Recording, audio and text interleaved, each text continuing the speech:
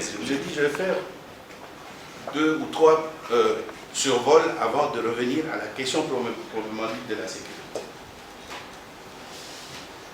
Au jour d'aujourd'hui, vous avez des politiciens de même tribus, mais qui se combattent, qui sont prêts à faire mourir les gens. Il y a eu des clans qui sont entretués. Qu'est-ce que le Belge a fait? Il a pris une dizaine de clans, il est passé par Ilebo, il est passé par il a dépassé Kikwit, ils sont allés vers Kenge, ils sont allés les laisser là-bas. Les Bambala sont les premiers occupants de ce que vous appelez aujourd'hui Bujimaï. Et si vous arrivez dans le Bandundu, vous entendez quelqu'un qui s'appelle Mulumba et qui ne sait pas parler Chiluba, rassurez-vous, à 99%, il est Moumal. Voilà. Je ne sais pas si je mens, vous en connaissez beaucoup. Oui, mais Mulumba et tous les Mulumba, Chimanga ou ceci qui sont dans le Bandundu, ils sont Kasongo, ils sont Bambala parce qu'ils sont Luba par essence. Et coutumièrement, quand un Moulouba arrive dans un village Mumbala, le chef coutumier l'accueille, le loge, demande à quelqu'un de le nourrir et de l'accompagner vers la sortie de limite de son clan. Voilà encore une fois un élément qui est très important dans la nouvelle définition sécuritaire du Congo. Ici, au Congo, la question est de savoir qui est congolais.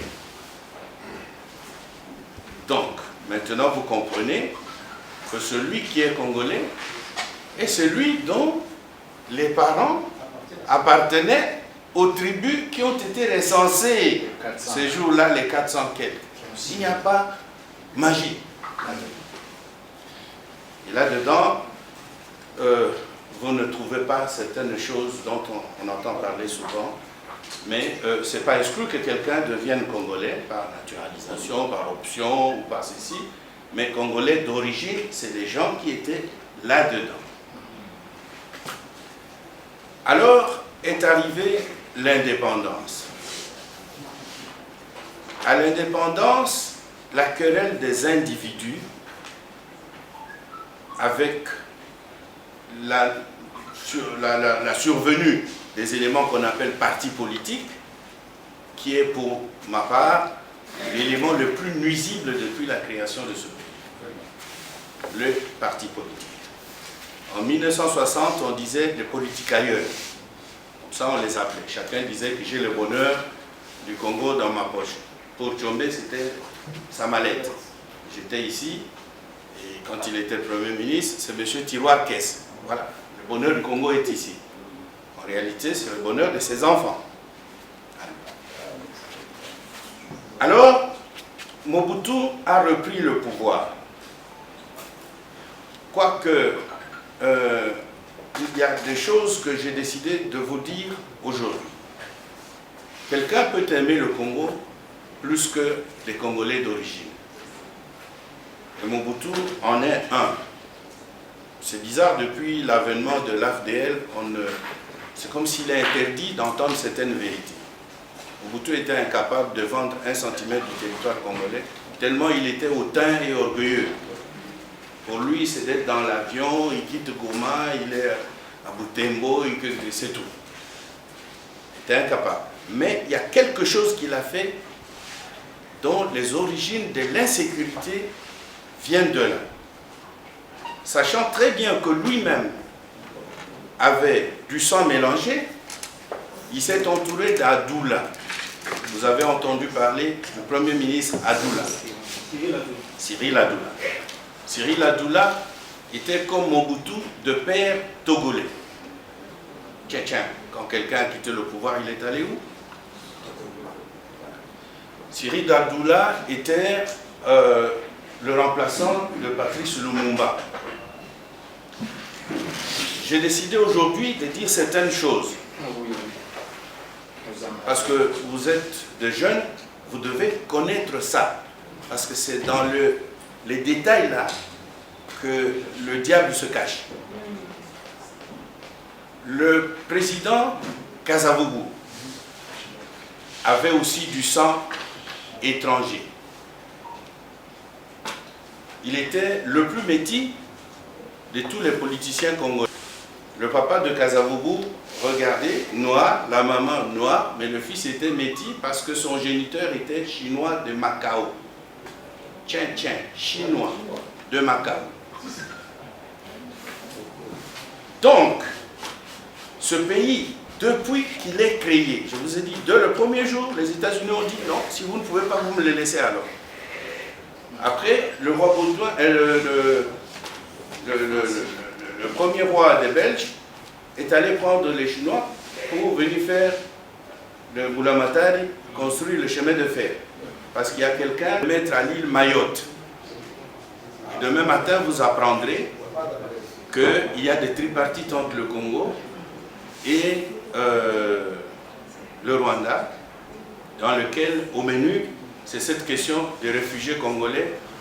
Mais quand on regarde du côté congolais, eh bien, c'est ça ce qui est effarant. Il n'y a aucune identification. Aucun registre de l'état civil. On a fait échanger des ministres de l'Intérieur, des ministres de la Sécurité, ceci. Si vous demandez où sont les statistiques des populations de la commune de Rutshuru, de Kalehe, de toutes ces communes frontalières, il n'y en a pas.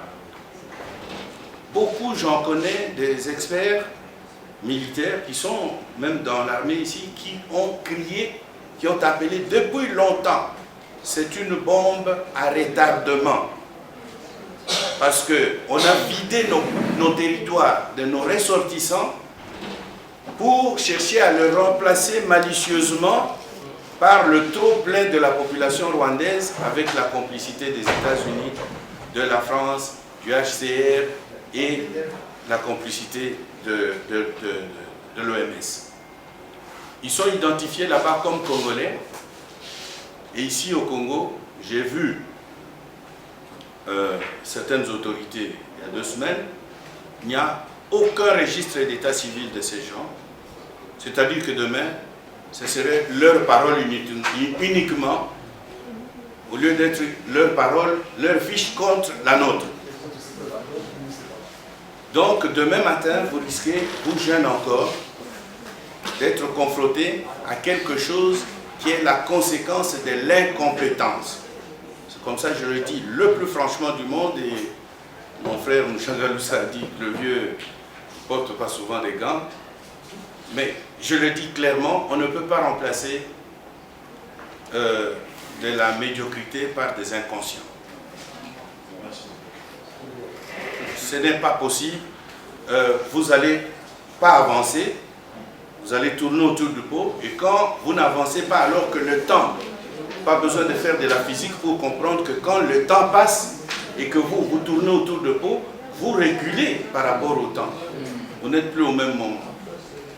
Vous reculez par rapport au temps, c'est la physique.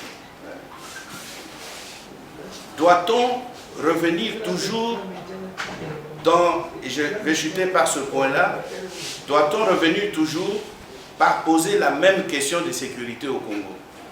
Si on revient toujours par poser la même question de sécurité, c'est parce que, disait Einstein, la question est mal posée. Et en tant qu'enseignant, j'ai déjà compris que lorsque si souvent je pose mal la question, l'étudiant se perd et il risque d'être la victime. Alors que la faute est la mienne. La question, nous la posons mal. Il y a des ateliers, je garde tout le reste pour les ateliers, mais je donne quelques suggestions, quelques pistes pour prévenir tous ces bombes à retardement. Je pense qu'il ne serait pas trop demandé pour que nos assises demandent qu'on revienne à la conscription. C'est-à-dire que d'un certain âge, passé un certain âge, tout le monde doit avoir fait 1 année dans l'armée. Et tout le monde, en ce moment-là, sera quelque part dans le registre des réservistes. Et donc, pourra un jour porter l'arme et faire feu comme dans les règles de l'art, plutôt que de recruter des koulouna, c'est-à-dire des voleurs à qui on remet l'arme, et le koulouna, vous lui remettez l'arme, mais c'est pour qu'il parte rançonner, il devient ribou. Donc, pour corriger la chose, je plaidais pour que nos assises retiennent que l'on... Parce que notre jeunesse, je vous ai dit de 15 à 45 ans, elle est perdue. Donc, si nous pouvons sauver la chose, sauvons la chose. Maintenant, dès maintenant, illico presto, il faut que l'on revienne à la conscription. Moi qui vous parle, sauf mes 2 derniers enfants, l'aîné est un ingénieur dans l'armée anglaise, il est capitaine. À 18 ans, tous sont passés par l'armée en Belgique. Il n'y a plus de conscription, mais je l'ai voulu volontairement. L'aîné a dit, quand il a fini l'université, je rentre dans l'armée, mais pas ici, je pars en Angleterre. Et je pense que si je dois quitter le monde, ils sauront que chez papa, il peut y avoir du beurre, mais que dehors, ça peut chauffer, que je dois préserver la maison, que je suis le garant de la sécurité de mes enfants, que je peux mourir pour une cause qui est noble. Donc, comme première solution, c'est ça. Je plaide que l'on puisse créer au niveau, renforcer les services de sécurité.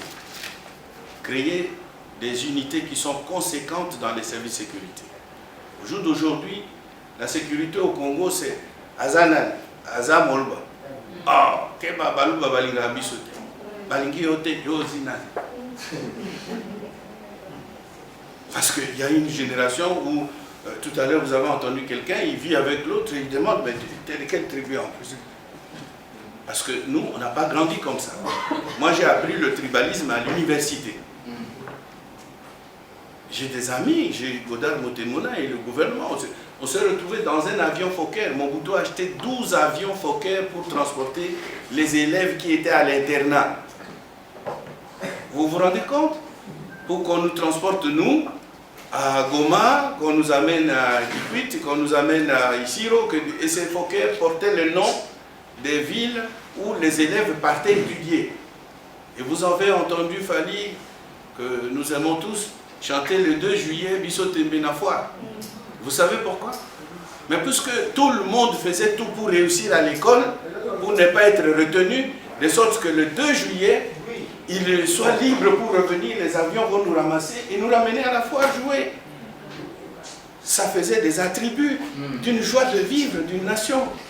Ça a uni les gens, on peut tout dire de Mobutu, de ses origines, je veux bien vous croire.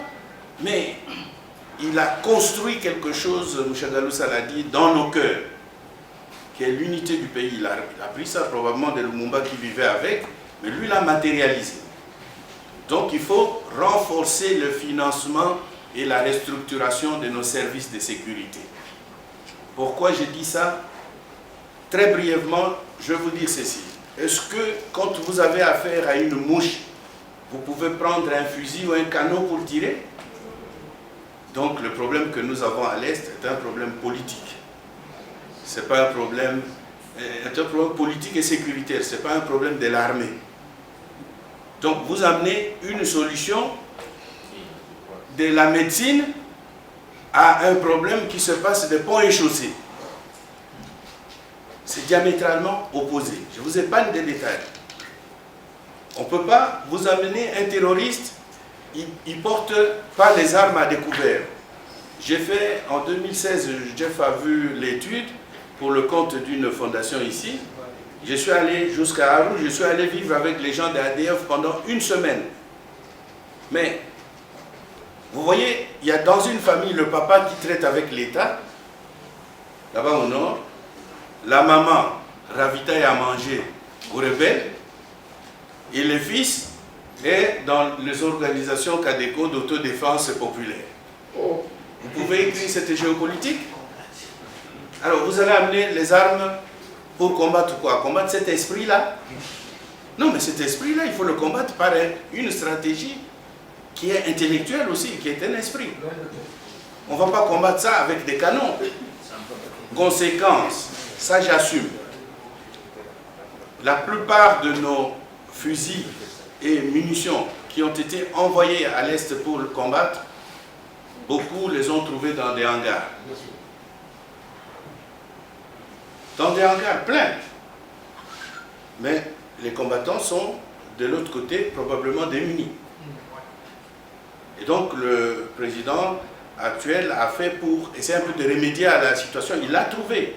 Ça date des Mundos et des autres, tout ça. Il a trouvé ça, il a tout fait pour essayer un peu de remédier à cette situation, mais ce n'est pas évident.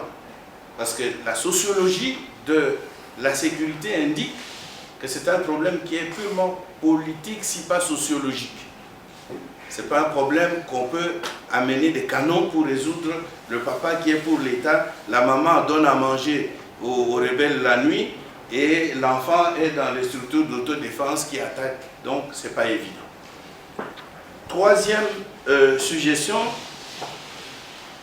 c'est qu'il faut, quand je parle de restructuration de services de sécurité, je vois des structures qui pourront raisonner et précéder l'action.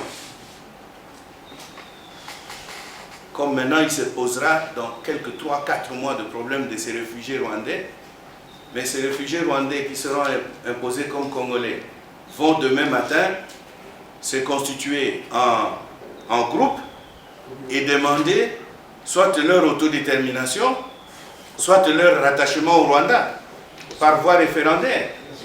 Mais parce que on a remplacé au ministère chargé de la sécurité des inconscients en lieu et place des ignorants, eh bien, nous allons payer demain matin les contre-coups de cette ignorance d'aujourd'hui.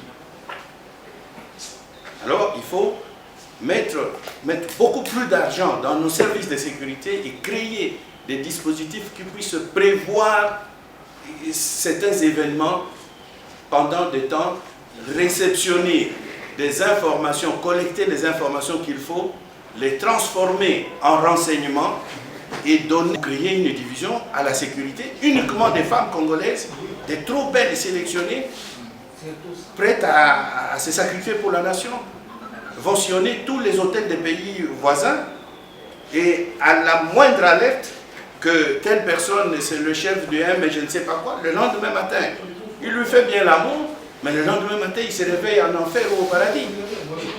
Un point trait, l'affaire est réglée. On ne peut pas traiter de la sécurité d'un État avec la Bible ou le Coran. Je suis moi-même chrétien, mais Israël se défend avec des canons. Les enfants en Israël ont des revolvers entre les deux fesses et il est à l'école. Et comme si ce n'est pas assez, Israël a de bombes atomiques pour défendre son État. Je suis croyant, mais je n'accepte jamais qu'on me dise ce que j'ai fait pour des amis qui savent dans d'autres pays, mais je n'ai aucun état d'âme, je n'ai jamais rêvé même ces gens. Voilà. Donc, il faut restructurer profondément et donner des moyens aux services de sécurité. Parce qu'on pose mal le problème, on équipe l'armée alors qu'il faut équiper les services de sécurité pour traiter le problème en amont.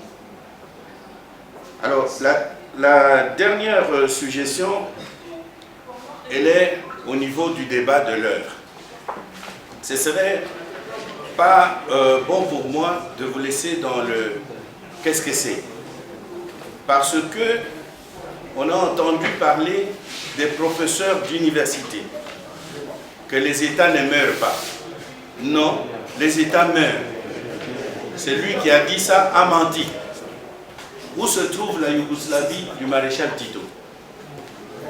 Morte. Où se trouve le Soudan de Gafar el-Nimeri? Mort. Donc celui qui a dit ça du haut de sa chair, que les États ne meurent pas, a menti. Et c'est même contre-productif. Il faut dire aux Congolais, nous pouvons perdre ce pays. L'État peut mourir. Toute chose qui a été... C'est le socle sur lequel c'est assis, mais je ne mâche pas mes mots. C'est pas parce que tout le monde dit une chose qu'il faut que les enfants ne connaissent pas certaines vérités. La vérité, c'est que cette constitution n'est plus bonne. Je vous donne un élément.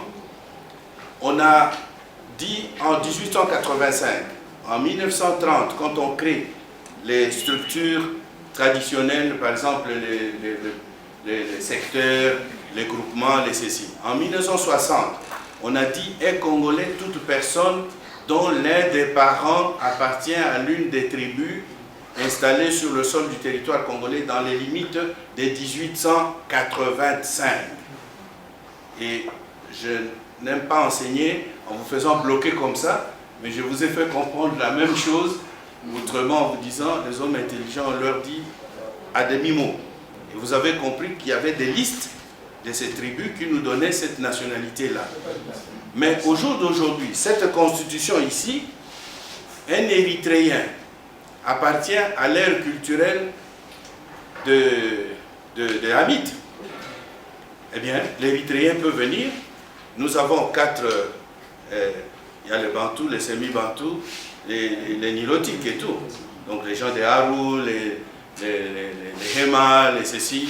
On a des Nilotiques chez nous. Il ne faut pas que les politiciens vous mentent. Il y en a qui ont dit, dont les noms étaient là. Mais l'Érythréen qui appartient à cette ère culturelle-là peut venir demander la nationalité congolaise. Et c'est conforme à votre constitution actuelle. Là, le Mukongo, venu du fond fait de l'Angola ou de la Namibie, peut dire non, mon clan est des ères culturelles de Bakongo, je viens chercher ma nationalité. Je vous ai dit, je n'ai rien dit que vous ne trouviez l'application. Je vous ai parlé des Bangwandi, qui sont ici, mais qui sont en Centrafrique, qui sont jusqu'au Cameroun. Eh bien, votre constitution leur permet. Ils ont été tellement savants qu'ils ont été floués par Uberwa et Nyarugabo pour ne pas voir cette subtilité en modifiant cet élément. Donc, cette constitution, dans certains aspects, comme celui-là, il faut le modifier. Parce que le nerf de la guerre et tout ce que nous avons connu comme problème tient à cet élément de la congruité. Le dernier élément qui prouve qu'il faut modifier cette constitution. Les professeurs vous ont dit que toute loi, tout texte de droit, tout texte administratif doit revêtir 2 choses. Le caractère général et être impersonnel. Vous savez ça? Oui. Mais cette constitution porte les germes de sa propre destruction. Cette constitution vous parle de préserver les minorités ethniques. Qui est minorité ethnique? Les Batété-là, ils sont peut-être à 200 ou à 100 000. Vous êtes sûr qu'ils sont moins que les Tutsis qui habitent le Congo? Ils sont plus? Et combien de Basuku il y a de Bayaka ici? Combien il y en a? Qu'est-ce qui vous dit? Et pourquoi dans un texte de droit, il faut faire figurer des éléments qui sont individuels? Parce que dans l'article 4, on reviendra pour vous dire, et dernier élément, c'est que au Congo, vous pouvez habiter partout où vous êtes. Il n'y a pas de communes qui sont mono-ethniques. Vous pouvez habiter, il y a des Kassaïens. J'ai trouvé des Bandandais à Kolwezi, je viens de Kolwezi, dans des mines et tout ça, ils habitent, ils ont grandi, ils sont nés là-bas. Donc on va vous ramener encore, pour préserver la minorité, comme c'est dit, pour préserver cette minorité, alors pour les protéger, il faut leur donner leur commune. C'est ça Minembwe. C'est ça Minembwe. Alors, je termine, monsieur les collègues, en disant que l'homme politique congolais créé à Sun City et son système partisan sont les auteurs de la catastrophe actuelle. C'est eux qu'il faut changer. Le matin, il n'a pas encore mangé, il dit une chose. À midi, il est invité à la mangeoire, il vous brandit ses différents diplômes, mais vous tient un autre langage. Et le soir, lorsqu'arrive qu'il est imbibé d'alcool, eh bien, c'est des déjections nauséabondes dignes d'un gourmand constipé qui sortent de sa bouche. Voilà la peinture de Jean qui vous siège à Lingala. S'il faut changer la Constitution, alors je préfère que on note dans les assises qu'il faut balayer les occupants du palais de Lingala totalement. Alors là, nous allons faire la refonte de notre système politique. Parce que le système politique actuel, aucun homme politique du système de Sun City, ils ont un seul enseignement et une seule visée, le partage du pouvoir. Il vous a dit 35 choses en 2016, il a donné 35 remarques pour qu'on change cette constitution. Moi, je ne suis pas politique. Et aujourd'hui, toute honte bue, il est prêt à se faire bastonner par des petits caporaux parce qu'il tient un autre langage, parce qu'il veut venir à la mangeoire. Non. Nous ne devons pas être instrumentalisés dans tous les sens, à gauche comme à droite. S'il faut changer, il faut refondre